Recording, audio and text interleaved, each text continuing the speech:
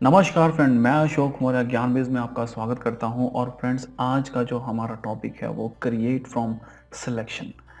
Friends, ये formula option में होता है। लास्ट वीडियो में हमने नेम मैनेजर ऑप्शन जो है वो कंप्लीट कर लिया था, लेकिन ये एक लास्ट ऑप्शन रहती थी। वीडियो ज़्यादा लंबी होने की वजह से ये टॉपिक मैं कंटिन्यू नहीं कर पाया था। तो क्रिएट फ्रॉम सिलेक्शन, आइए जानते हैं कि क्या होता है। तो फ्रेंड्स, जैसा कि मैं आपको पहले एक्सप्लेन कर दूं, जैसा कि हम यहाँ पे देखते हैं कि top row, left column, bottom row और राइट कॉलम। तो फ्रेंड, हमारा जो ये है, ये टॉप रो है, ये हमारा जो है वो लेफ्ट कॉलम है। या तो बात कर रहे हैं कि आप राइट कॉलम को और बॉटम रो को कंडीशनली सेंट्रलाइज करके आप उसके ऊपर कंडीशन लगा सकते हो, जो हम अभी लगाने लगे हैं क्रिएट फ्रॉम सिलेक्शन की। तो फ्रेंड, इसमें हमने करना क्या है, सबसे पहले इसको अभी कैंसिल करते हैं। स्टोर, पहले तो हमने अपना डेटा सेलेक्ट किया। अब यहाँ पे फ्रेंड, जैसे हम देख रहे हैं टॉप रो और लेफ्ट कॉलम आ रहा है, तो ये हमारे इस टॉप रो और इस लेफ्ट कॉलम को जो है वो रिप्रेजेंट कर रहा है। तो मैंने फ्रेंड्स यहाँ पे ओके पे क्लिक किया और यहाँ पे ये बता रहा है कि replace existing definition of Mumbai. It means कि ऑलरेडी पहले से हमारे पास ये सारे डेटाज होंगे। तो हमें क्या करना है फ्रेंड्स, इसको yes yes yes yes continuously करना है।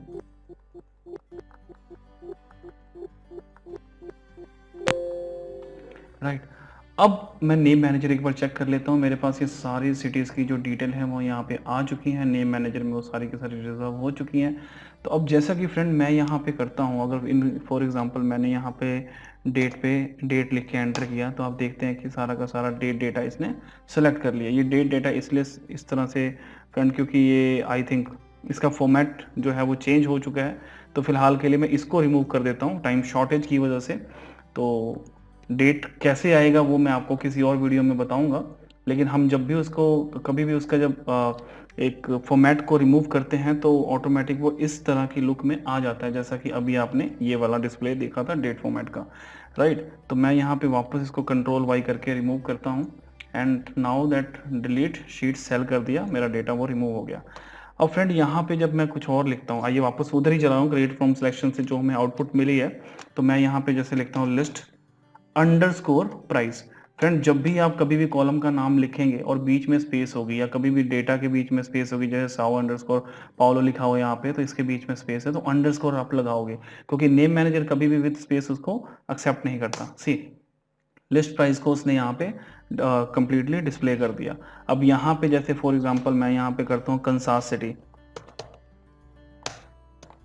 एंटर करता हूँ, जैसे आप देखेंगे बीच में स्पेस है, ये डिस्प्ले नहीं करेगा। राइट। यहीं पे अगर मैं इसको क्या करता हूँ, KNSAS अंडरस्कोर सिटी, सी, अब कंसास सिटी का जो डेटा है वो हमें उसने डिस्प्ले करना शुरू कर दिया।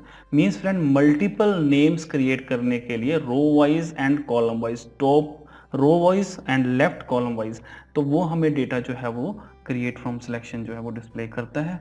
तो फ्रेंड, ये हमारी ऑप्शन थी क्रिएट फ्रॉम सिलेक्शन। तो आइए अगली ऑप्शन की तरफ बढ़ते हैं।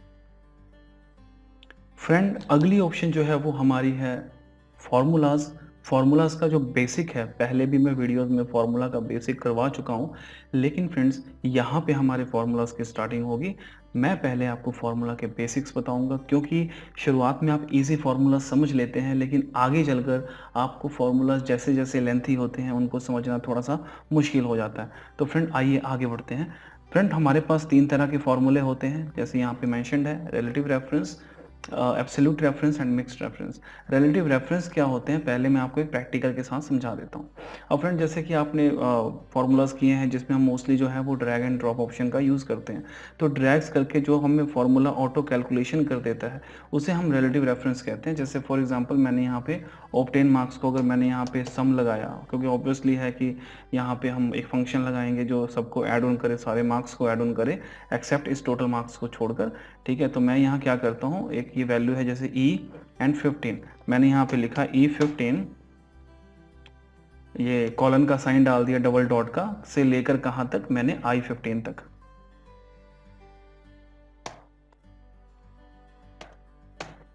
राइट। और इसको फ्रेंड कर दिया मैंने क्लोज। सम टाइम आप क्लोज नहीं भी करते हो तो चल जाता है, क्योंकि एक ब्रैकेट है उसको क्लोज करना कंपल्सरी नहीं होता। मैंने फ्रेंड यहाँ पे एंटर कर दिया, तो यहाँ पे 372 रिजल्ट आ गया। एक और फॉर्मूला कर लेते हैं, equal to sum bracket start. आप सीधा यहाँ पे क्लिक करके इसको ड्रैग करके भी कर सकते हैं, और एंटर कर दिया। फ्रेंड तो इसको अगर मैं क्या करता हूँ, ड्रैग करता हूँ, तो हमें पता है कि ऑटोमेटिक क्या होगा। मैं आपको फार्मूला आपको डिटेल में दिखा देता हूँ। यहाँ पे हमारे फार्मूला ऑप्शन होती है, शो फार्मूला। यहाँ पे थोड़ा डिटेल में हम जान लेते हैं। तो फ्रेंड जैसा कि यहाँ हम देख रहे हैं कि सम E15 I15, E16 I16, E17 I17, तो ऑटोमेटिकली ड्रैग करने पे क्या हो रहा है, हमारा पर्टिकुलर रेंज का जो डेटा है वो इंक्रीज हो रहा है, चाहे मैं उसको रो वाइज लेके जाऊं चाहे उसको कॉलम वाइज लेके जाऊं, लेकिन डेटा 1 to 1 उसमें इंक्रीज होगा ही होगा। तो फ्रेंड ये हमारा रिलेटिव रेफरेंस होता है, जिसमें हम लोग अनलिमिटेड रेंज में अपना डेटा जो है वो ड्रैग एंड ड्रॉप कर सकते हैं। तो फ्रेंड इसके बाद जो सेकेंड ऑप्शन हमारे पास होती है, एक और फॉर्मूला है, वो भी हम इसमें कर लेते हैं पहले, एवरेज निकालने वाला। तो ये भी सेम ऐसे ही है जैसा मैंने अभी पहले वाली ऑप्शन की। करता हूँ इसको एंटर, अगेन आप इसको सभी को ट्रैक कर सकते हो।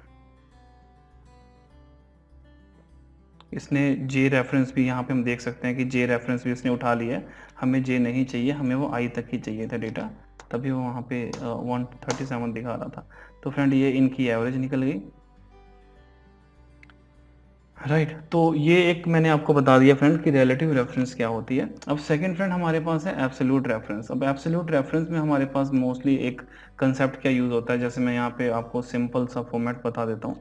जैसे फॉर एग्जांपल मैंने यहाँ पे लिखा 15, यहाँ 20, यहाँ 25, राइट, यहाँ एक क्लास 30 कर लेते हैं। अब मैं यहाँ पे क्या करता हूँ, 3 लिख लेता हूँ। ये सिंपल सा करके बताऊँगा कि आपको समझ में आ जाए कि एब्सोल्यूट रेफरेंस जो होती है वो क्या होती है, राइट। अब यहाँ पे equal to sum bracket start, इसको प्लस किया मैंने, या हम 1 to 1 कर लेते हैं सीधे। मैंने इसको प्लस किया इसके साथ। अब आप देख रहे हैं कि P8 अगर मैं इसको एंटर कर देता हूँ, राइट, अब यहाँ पे आपको आउटपुट नजर आएगी कैसे ये काम करता है। सी 20 को उसने 20 रहने दिया, 25 को 25, तो इनको उसने प्लस नहीं किया। उसका कारण क्या है कि जब इसने यहाँ पे वैल्यू सर्च की तो P13 और P8 आ रही है, P13 और P8, लेकिन जब यहाँ पे वो आ रहा है इस वाली ऑप्शन पे, तो P14 P9 उसको ड्रैग करेगा ना, तो वही ड्रैग कर रहा है, वो नेक्स्ट वैल्यू पे जा रहा है ड्रैगिंग में, और नेक्स्ट में कुछ लिखा नहीं हुआ। मैं चाहता हूँ मैं इसी पोर्शन को लॉक कर दूँ, ये आगे बढ़े ही ना। तो उसके लिए फ्रेंड हमें क्या करना है, इसी पे वापस जाता हूँ। P13 यहाँ पे है, तो मैं इसको करता हूँ डॉलर का साइन लगा के इसको लॉक कर देता हूँ। डॉलर का साइन दोनों पे लगाओगे, या आप कीबोर्ड से F4 भी प्रेस कर सकते हो। मैं एक बार दिखा देता हूँ कैसे। जैसे नॉर्मली यहाँ पे P8 लिखा हुआ है, तो आप यहाँ पे जाके आप अपने कीबोर्ड से F4 जो है वो प्रेस कर सकते हैं। सी एक पर करेंगे तो ऐसे आएगा, दूसरी बार करके देखिए $1 हट जाएगा इस तरह से, अब प्लेन हो गया। तो हमें ये साइन चाहिए, दोनों पे डॉलर लगे कि मैं P को भी रोकना चाहता हूँ और 8 को भी, मतलब मैं अपना कॉलम वाइज डेटा भी रोकना चाहता हूँ, रो वाइज भी। तो ये 3 को इसने लॉक लगा दिया और मैंने यहाँ पे कर दिया फ्रेंड्स एंटर। अब नाउ आप देख सकते हैं आपकी अब 20 + 3 23, 25 + 3 28, 30 + 3 38। तो फ्रेंड ये हमारा जो होता है ये होता है एब्सोल्यूट रेफरेंस। अब यहाँ पे एक बार समझ लेते हैं एक प्रैक्टिकल के साथ। अब जैसे कि मैंने यहाँ पे डिस्काउंटेड प्राइस लिया है 8%, कि 8% मैंने सभी के ऊपर लागू करना है, राइट। तो पहले मैं इसके साइजेस थोड़े से बड़े कर लूँ रोज एंड कॉलम के, ठीक है फ्रेंड। तो सभी फॉर्मूला में आप देख सकते हैं कि यहाँ पे 8% को मैंने सेंटर रखा हुआ है, सी 8% को सेंटर रखा हुआ है। और आप देख सकते हैं यहाँ पे भी मैंने B को भी लॉक लगाया और 42 को भी लॉक लगाया हुआ, दोनों पे डॉलर का साइन है।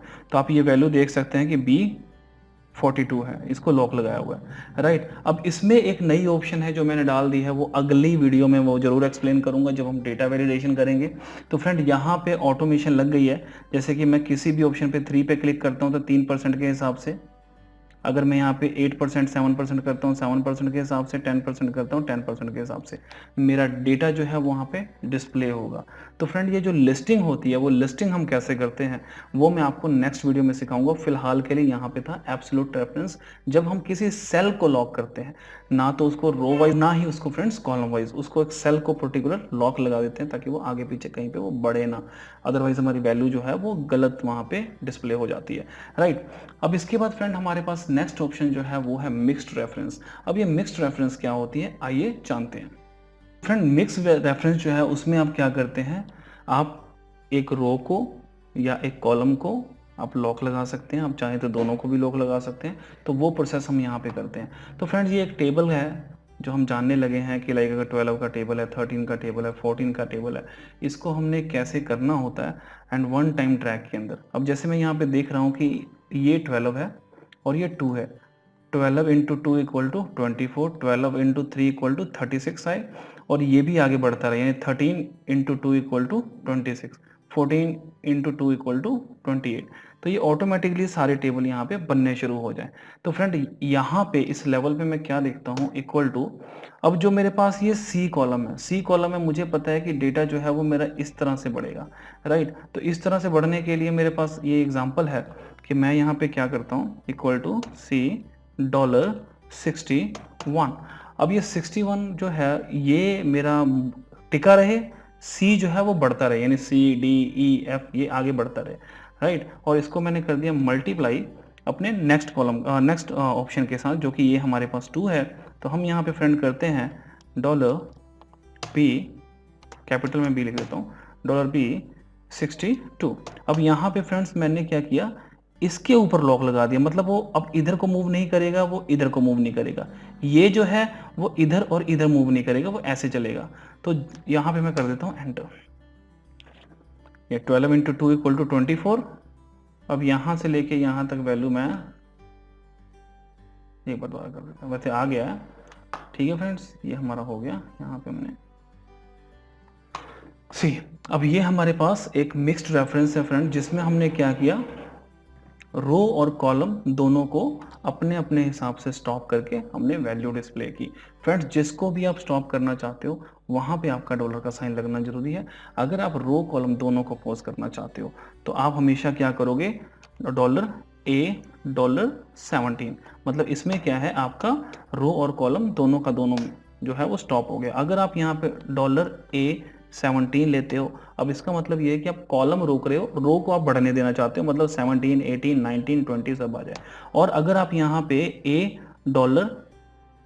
$17 लेना चाहते हो, यहाँ मतलब क्या कि ABCDE हो जाए, लेकिन 17 वहाँ से हिलना नहीं चाहिए, यानी हमने 17 के साथ जो डॉलर का साइन लगाया, मतलब डॉलर का मतलब उसको लॉक लगाओ, उसको रोक दो, उसको स्टॉप कर दो।